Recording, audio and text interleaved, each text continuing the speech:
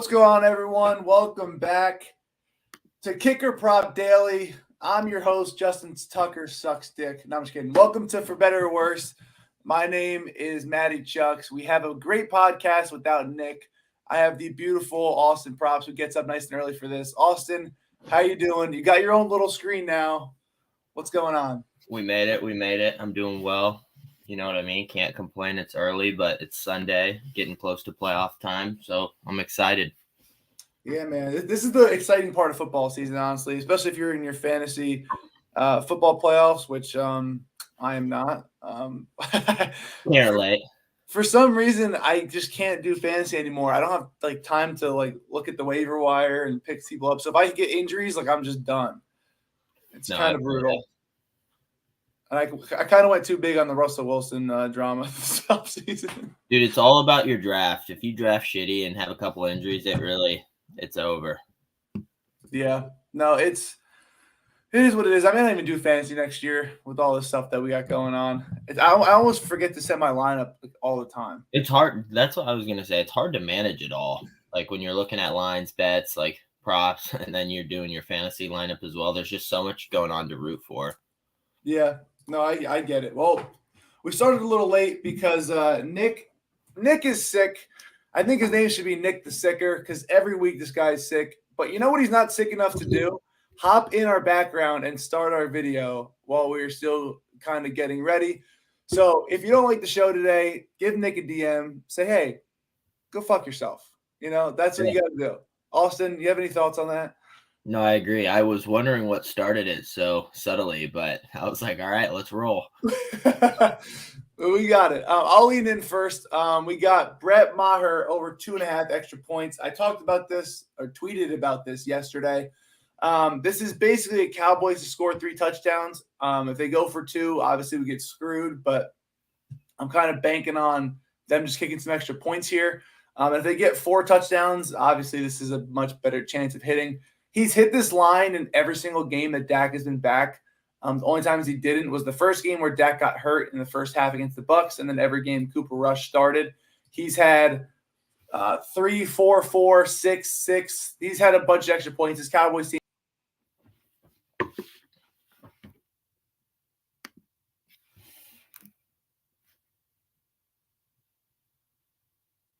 Looks like Matty might have disconnected. Dude, I didn't disconnect. I feel like I just got sent away to the what's it called in Stranger Things? I don't know. Underground or whatever. I feel like Nick is just messing with our whole show right now. I feel like I'm in a box and he's just moving me like a I don't even know. But we'll keep going. It is what it is. That's basically the play. Do you have any thoughts on this play? Any thoughts on the Cowboys in this Jaguars game? What's your overall look? I like it a lot because I'm leaning the over 47.5 total for the Cowboys Jaguars, so it kind of plays hand in hand with that. I feel like if you just look at what the Cowboys do, their offense is so potent, they're going to put points up, and so when a total is in the 40s with a team like that, they showed they can score 30 on a team in a quarter, after the Colts game. And so I've kind of rocked with it each week, and especially recently with how much they're scoring. And their defense is good, but they have allowed some points. We saw Houston put up 21 last week. It exploded through the 44.5 line. So I think this is a good spot as well. The Jaguars have a better offense. They're playing decent football. Both teams like to move the ball quick. It's 47.5 line is achievable. I mean, if 21 points is scored from the Jaguars, I think this line is smashed. So should be a competitive game. They have it at +4 for Jacksonville. So, yeah, I think it's going to be a close competitive game, and I like 47.5 for the over points tonight. I like that. I think it's a great point you made. If it's somewhat competitive, which the line says it should be. I think the last spread was 17. Obviously, they kept it within the Texans, but yeah, if it's a competitive game, you're going to see points scored.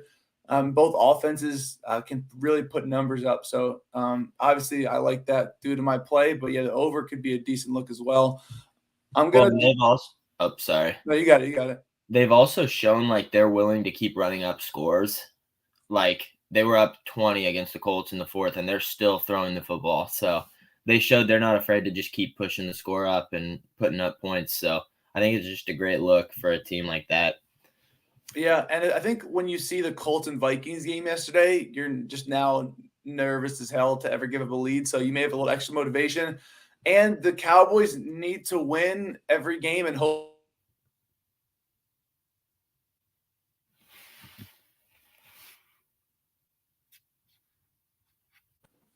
to keep it and try to get that division and get that bye. So one other play I like in this game is Tony Pollard over 18.5 receiving yards. It's not really so much as what Pollard has done, more so the fact of what the Jaguars allow to running backs. The Jaguars allow top 3 yards to receiving to running backs, and Tony Pollard is basically the pass catching back for the Cowboys. They split everything. Zeke's been actually getting more targets. Zeke's line is also 9.5.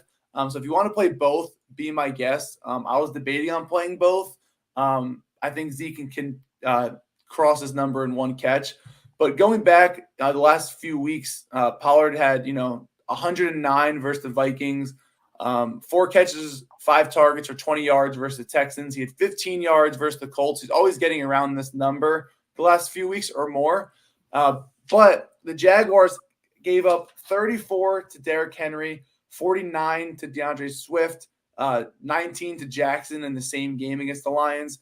Didn't cover against the Ravens because, let's face it, they don't really throw their running back anyway, nor do they really have a pass-catching running back. Go to the Chiefs. McKinnon had 56 yards. Josh Jacobs had 20. Melvin Gordon had 23 for the Broncos, and Latavius Murray also had 13.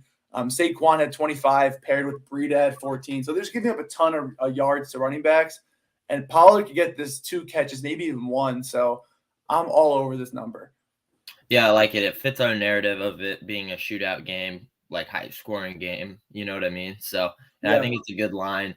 I think the only thing that scares me with taking the Cowboys backs is, like you said, you don't know which one necessarily is going to catch the passes because they don't really have a exclusive pass catching back. You know what I mean? They use both. Yeah.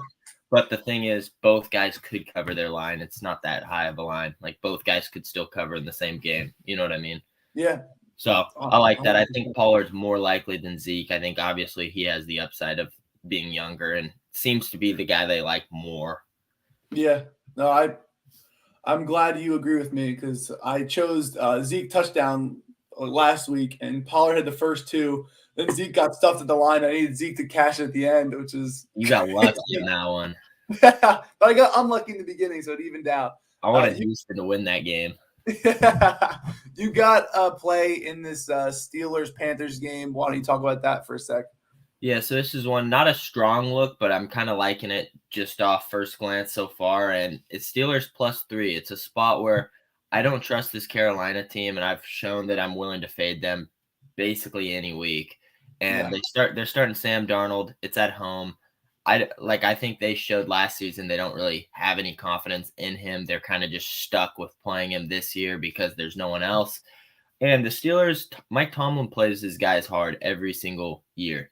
Like, they're going to come out and play hard. The dude is the king of covering spreads as an underdog. It's a great line for him to do today. I wouldn't be surprised if they win this game on the road as underdogs at all. And so they need this game to try to stay even to try to get to 8-8 so Tomlin doesn't record his first losing season in over a decade. So I think it's a good spot right there, and I think it should be a close game, but I lean Steelers +3. Yeah. Any chance I can get Tomlin plus money? He's shown it doesn't matter whether it's Mason Rudolph the red-nosed reindeer. It doesn't matter who's at quarterback for them. Even if they do split with Trubisky or whatever they decide to do, he's shown he can cover and have winning seasons with whoever, and it's just their system. As long as they have a healthy team, Najee Harris is playing. They have Pickens is getting more in the mix. Some more weapons offensively, and their defense can win them many games. It could be a play more on the Panthers can lose themselves the game rather than the Steelers need to really come out and win. So, exactly. And the Panthers just don't really have any weapons that scare you. I mean, DJ Moore's nice. You know what I mean? They got a few guys, I guess, but just with TJ Watt, Minka Fitzpatrick, like they got playmakers on the defense side of the ball. One big play from them, and that could completely change the game. You know what I mean? So Yeah. And they're relatively healthy, so young team fighting. It's towards the end of the season, and what you notice towards the end of years, you see teams like the Steelers who have high upside. We saw with the Lions last season where they start playing competitive, good football towards the end of the year, where they start almost peaking, and you kind of get a look into the next season. And so I kind of think the Steelers' season is kind of over, but I think they're still playing hard football with Mike Tomlin, and I think it's a good spot. Oh, I totally agree. I'm totally right there with you. We're gonna move on to my other kicker prop. You know, it's really nice to be able to do kicker props and not have Nick just yelling down my face. So this is solid. I appreciate you. I know you're not a fan of the kicker props, but If you they let hit, me. I'm a fan of making money, man. Like if they're hitting them. I'm gonna go Daniel Carlson over 1.5 field goals. I am officially saying if he hits this line, he is the new kicking GOAT. Justin Tucker absolutely screwed us yesterday. We had Chase McLaughlin or whatever his name is on the Colts, killed it, kicked like 5 field goals. I was like, dude, relax. You covered for us in the first half. You don't need to keep trying. He was like, it's all good. I'm just getting some practice in. So he made a couple. Justin Tucker, for the first time ever, not ever, and since 2018, missed 2 field goals. One was blocked and he missed another one. But if you told me I needed Justin, didn't he kick like a 60-yarder? Didn't he miss like a 58-yarder or something? Like it was he missed a 40. He missed a 47-yarder. He made the 54. Okay, that's right. I saw him kick a bomb. I was like, this guy just can't hit short field goals. I guess he can only just hit 65 plus. Yeah, back him up. Like, geez, like whatever you got to do, man. I don't care if it's 30-yarder. Just set him back. You can do whatever you want. Thanks. But Daniel Carlson is in a dome. The line is minus 115. The Pages have a good defense. So I think they'll get some yards, but I think they'll struggle to get in the red zone. He's hit this in his last 4 games. And he's had 2+ attempts in literally every game besides 2. And they're playing in a dome. So if he does kick it, trust him to be very, very, very accurate. He's got a 90% field goal percentage rate because he plays in a dome, honestly. So I love this play. Usually the line's like minus 150, so I will gladly take the minus 115. I don't know if you have anything to add to that since you don't really do kicker props. Do you think the line's a little lower? Is this point total a little bit lower than what's the point total for that game at? Do you know? It is at, I think it was in the 40s. I think it was like 44. 44.5. 44.5. So 21. But I mean, low totals also make me lean field goals. You know what I mean? It's like low totals definitely could mean field goals as well. It's just a weird line. Super unpredictable sometimes because sometimes you get screwed out if teams go for it and stuff like that. But I mean, I don't hate it. Close game, you know what I mean? You should be in a good spot.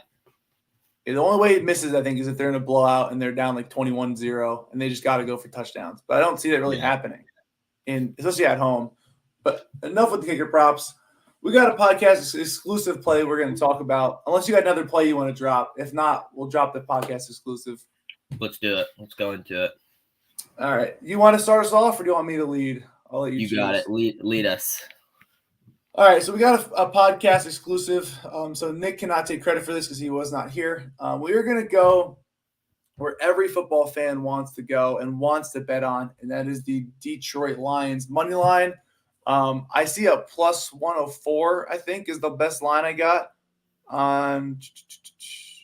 I think it's on DraftKings. Yeah, I'm pulling it up right now. On FanDuel. I see plus 105 on FanDuel. Plus 105 on MGM, plus 104 on FanDuel.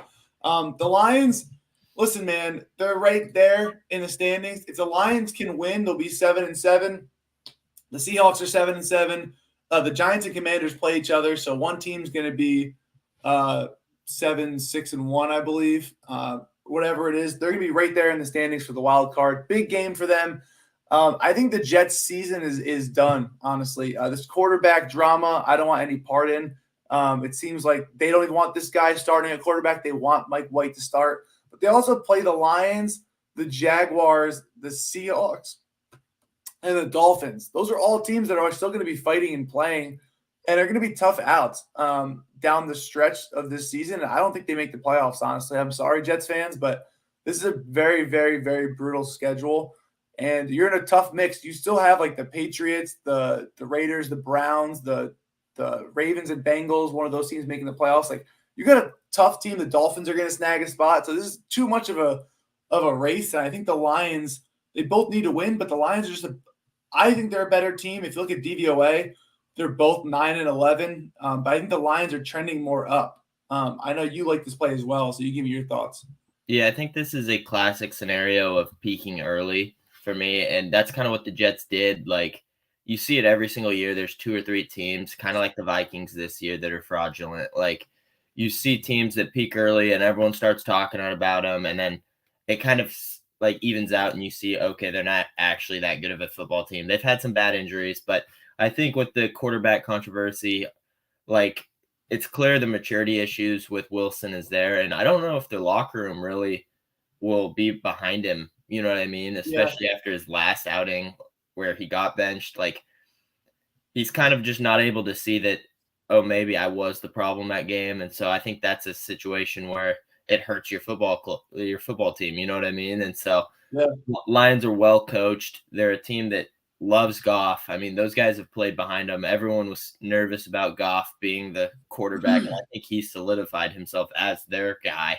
So kind of like it, man. I think they're the football team that nobody would want to play in a first-round playoff game. You know what I mean? Like, that would be a crappy one to land, especially with just how hard they play each week. Even some of their losses earlier on the year where they started like 2-5, 2-6, could have turned just off one play. You know what I mean? They could easily be a 9-win football team right now. So yeah, they've won 5 of their last 6 games. The only game they lost out of that was on Thanksgiving to the Bills, which was a loss by 3 points, which they could have easily won. That not easily won that game, but they were in that game and ready to win. They lost. Same with against the Eagles. They played the Eagles first game of the year, and they could have won that football game. Like, they've played a really tough schedule on some of their losses.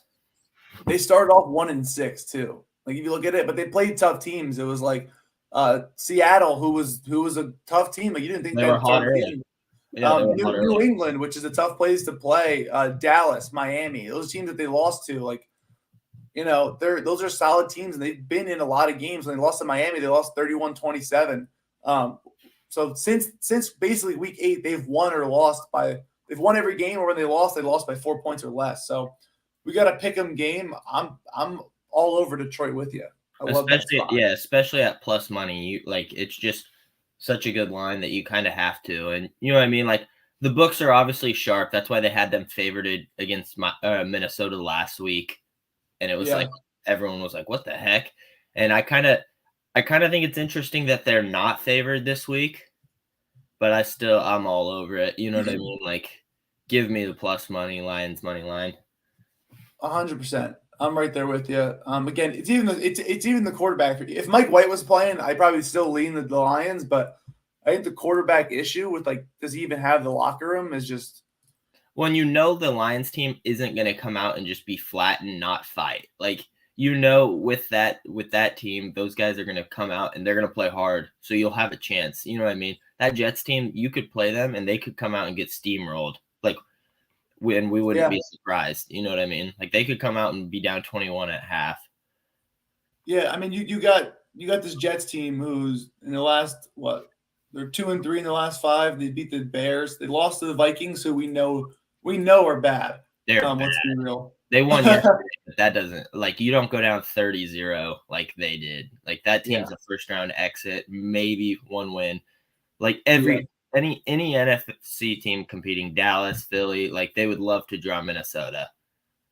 100%.